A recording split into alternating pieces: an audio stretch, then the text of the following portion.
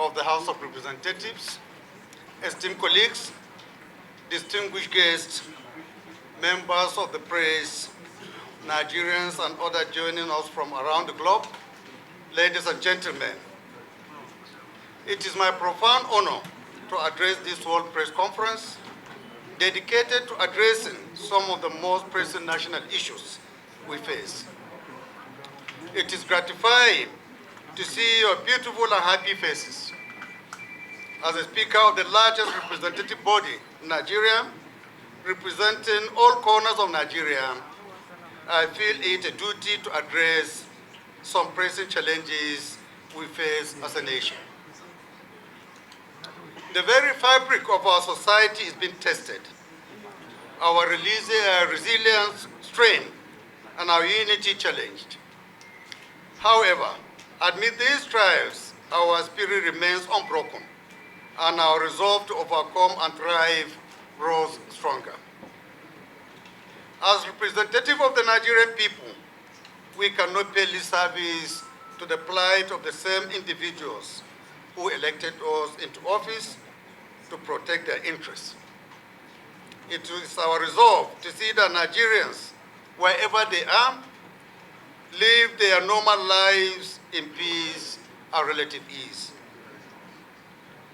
We are acutely aware of the rising security challenges affecting different parts of the country.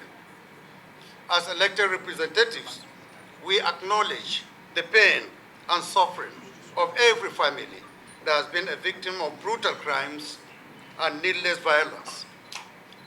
Let it be known that your cries have not fallen on deaf ears, and your tears have not gone unforeseen. We stand in solidarity with every Nigerian affected and commit to deploy robust legislative measures to empower our security agencies, ensure justice, and restore peace and order in our communities. The President and Commander-in-Chief, His Excellency Bola Ahmed Tinubu, has demonstrated an unwavering commitment to improving the security situation and enhancing the capability of the armed forces. On Tuesday this week, I attended the induction ceremony of the T-129 attack helicopter and the King Air 360I aircraft in our esteemed Air Force. The acquisition of these state-of-the-art aircrafts clearly indicates the government's dedication to investing in the security infrastructure of our nation. It reflects a proactive stance in adapting to the dynamic challenges of modern warfare and a commitment to providing our armed forces with the best tools to defend Nigeria and our people. You may recall, on November 8, 2023, the President signed the 2.176 trillion Supplementary Appropriation Act to strengthen Nigeria's security architecture and address Nigeria's critical infrastructure deficit. Among other considerations, this investment in the face of global economic downturn and budgetary constraints attests to the government's determination to end insecurity in Nigeria. While recognizing and commending the patriotic and courageous efforts of our security agencies, we must have the courage to effect changes where necessary. These are among the issues that the forthcoming Legislative Security Summit will address. This summit, which comes up in a matter of weeks, will, among others, allow us to hear directly from the key stakeholders in the sector and come up with legislative measures to modernize our security system and improve its operational efficiency and effectiveness. As emphasized in our legislative agenda, the time has come for us to demand greater transparency from our security agencies and full accountability for all the funds spent and earmarked for spending in the sector. We kickstarted our sectoral debates in November last year with the service chiefs and the Inspector General of Police to demonstrate the seriousness we attach to security of this country. We are aware of the economic challenges facing our constituents across Nigeria. Of particular concern to the House is the high inflation rates, particularly the rate of food inflation. As you are all aware, various factors including insecurity, economic downtowns, and climate change-induced disruptions have exacerbated this crisis.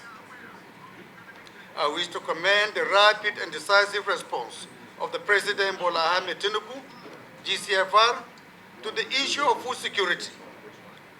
The 2023 supplementary budget provided a 200 billion naira palliative package, mainly for grains, seeds, agricultural inputs, and equipment for farmers. This momentum has been sustained in the 2024 budget, which has significantly improved the budgetary allocations to all critical sectors of the economy, especially defense, healthcare, education, and infrastructure. In 2023, the President declared a state of emergency on food security, focusing on improving both availability and affordability.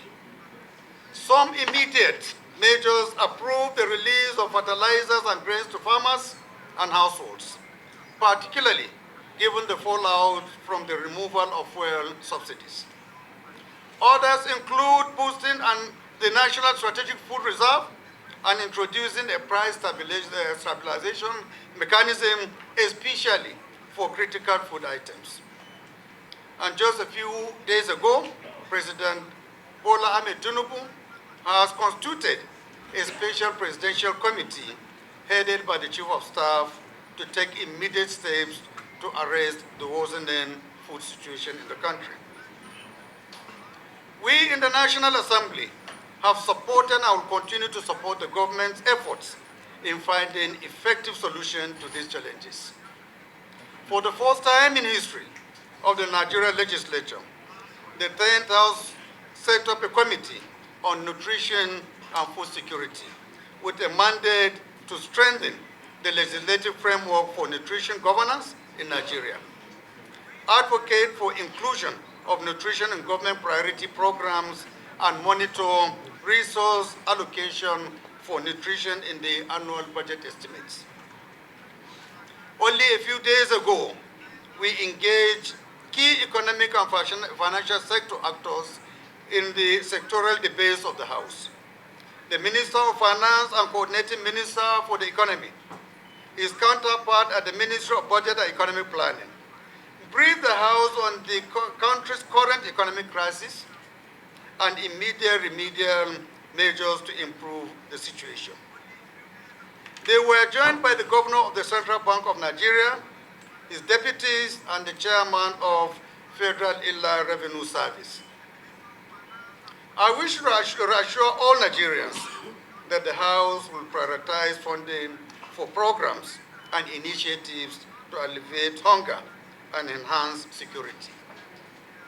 We are fully committed to supporting policies that will stimulate our economy, provide relief, and ensure relief is felt in every home.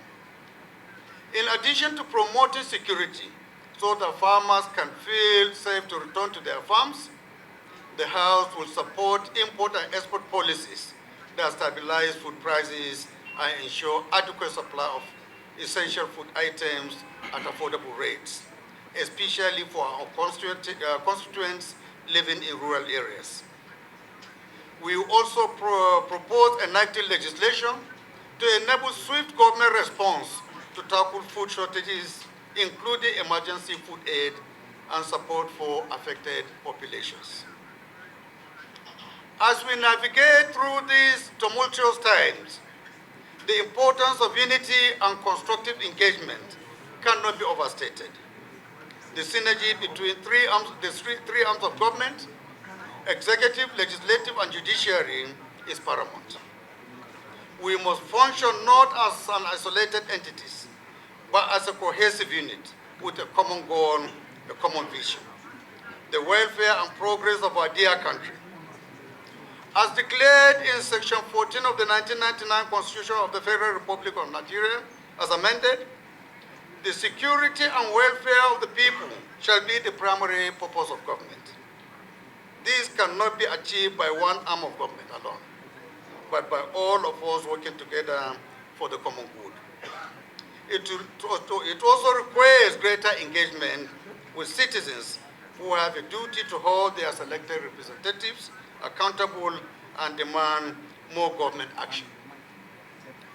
The disposition of the President to collaborate with the National Assembly while respecting our independence is remarkable and laudable. I equally commend key advisors and aides of the President for working tirelessly to address Nigeria's multiple challenges. I wish to particularly note the contributions of the Chief of Staff to the President, Right Honorable Femi Gbajabiamila, the Secretary to the Government of the Federation, Senator George Akume, the National Security Advisor, Malano Rubado, and all other political office holders and aides to the President for their tireless efforts to ensure that the government of Bola Ahmed Tinubu delivers on its promise to Nigerians and the 8-point agenda of this particular regime. In any vibrant democracy, the relationship between citizens and their government is symbiotic, characterized by active engagement, mutual trust, and shared accountability. Constructive citizen-government engagement is the cornerstone of democratic governance, facilitating transparency, responsiveness, and inclusive decision-making. As we mature in our democracy, it is imperative to cultivate a culture of meaningful interaction and collaboration between citizens and government institutions. For these reasons, I call on every citizen to engage in positive and constructive criticism. Your voices and opinions are invaluable, providing the compass that guides our actions and policies. At this juncture, ladies and gentlemen of the press, as the Speaker of the House of Representatives, my colleagues and I invite Nigerians to engage critically with us on important national issues. In fact, we encourage and welcome criticisms, but there must be constructive and targeted at building national unity and cohesion and advancing development. However, while we encourage freedom of expression and constructive dialogue, we must also be wary of the dangers of fake news and campaigns of slander and defamation, especially against the President and senior government officials. There has been a rise in defamation campaigns on social media involving the deliberate dissemination of false and misleading information with the intent to harm the reputation of individuals or organizations. These campaigns often target political opponents, seeking to undermine their credibility, integrity, and public trust. The recent unjustified and baseless allegations against the Chief of Staff to the President, Right Honorable Femi Gbajabiamila, point to the danger of an unfettered and unaccountable social media. Such acts not only undermine the integrity of our democracy, but also erode the fabric of our national unity. Yet, Femi is just one of hundreds of thousands of Nigerians who suffer cyberbullying and coordinated campaigns of defamation daily. Too many victims are not as powerful as him to defend themselves, unfortunately. Those of us who have worked with him for over a decade can attest to his patriotism and integrity, his willingness to voluntarily subject himself at this time to investigation by all the security and law enforcement agencies demonstrate his rectitude and honor. I urge the security agencies to work diligently and swiftly to investigate all matters he has raised in his letter to them and inform Nigerians of their findings. If not found guilty, these agencies must fish out those responsible for the character assassination and ensure they are brought before the law. It is most unfortunate that someone who has, over the years, built a reputation through dint of hard work and commitment to service should have same damage by unscrupulous elements. The consistent attempt to pull him down for purely political or personal reasons and without consequence is deeply deplorable.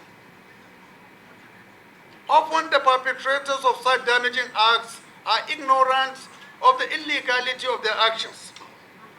Section 375 of the Criminal Code Act states that a person who publishes any defamatory matter is guilty of a misdemeanor and is liable to imprisonment for 1 year. And any person who publishes any defamatory matter, knowing it to be false, is liable to imprisonment for 2 years. Also, Section 24 of the Cyber Crimes Prohibition and Prevention Act 2015 provides that any person who knowingly and intentionally uses computer systems or networks to defame, insult, or engages in actions that slander or cause danger shall be liable on conviction to a fine of no more than 7 million naira or imprisonment for a term of no more than 3 years, or both such fine and imprisonment.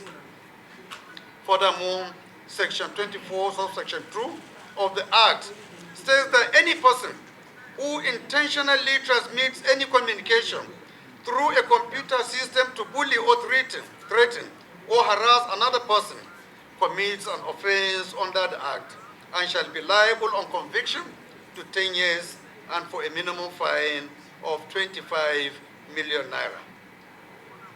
The Criminal Code also criminalizes defamation and makes it an offense to threaten a person with an injury to his person, reputation, or property.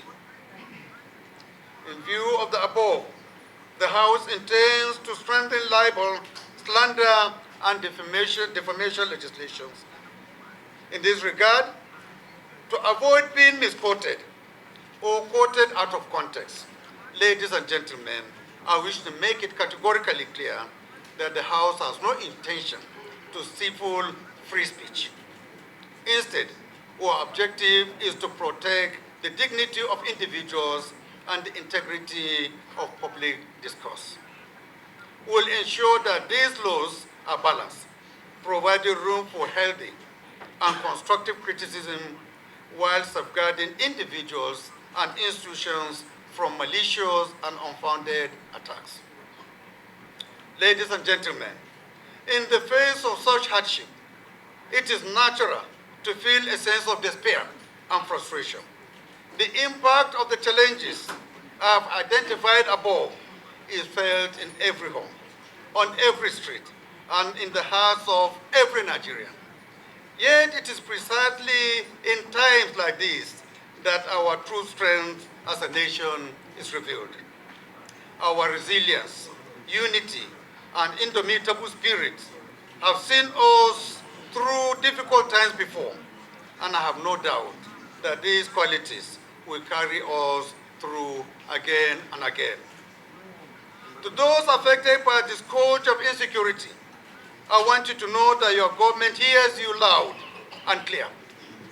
We are taking decisive steps to address the root causes of this menace, deploying both military and diplomatic resources to ensure that the safety and security of all Nigerians. It is a complex challenge, one that requires patience and a time to resolve, but I assure you that we are making progress in this regard. On the economic front, we are equally committed to reversing the downturn and setting our country back on a path of sustainable growth. The policies of the Tinubu-led government are designed to stimulate the economy, encourage investment, and create jobs. We understand the urgency of the situation and are working tirelessly to to alleviate the hardships many of you are experiencing. The issue of food shortages is particularly close to my heart. Food security is fundamental to national security. We are implementing comprehensive strategies to boost agricultural production, improve supply chains, and ensure that affordable food is accessible to everyone, regardless of where they live.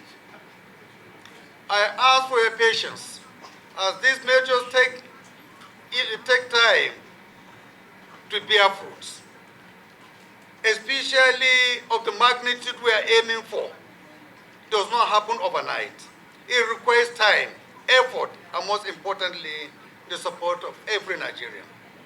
Each of us has a role to play in this journey towards a more secure, prosperous, and food-secure Nigeria. Whether you are a farmer, a business owner, a teacher, a student, your contribution matters at this time. Together, we can overcome these challenges and build a brighter future for our beloved country. As your speaker, I am filled with renewed hope for what we can achieve together and collectively. In conclusion, I call upon every Nigerian, from the north to the south, from the east to the west, to join hands in solidarity. Let us support our government's policies. Let us be patient. And let us work together towards the common goal of a better, stronger, and more unified Nigeria. Thank you. God bless you. God bless the Federal Republic of Nigeria. Thank you.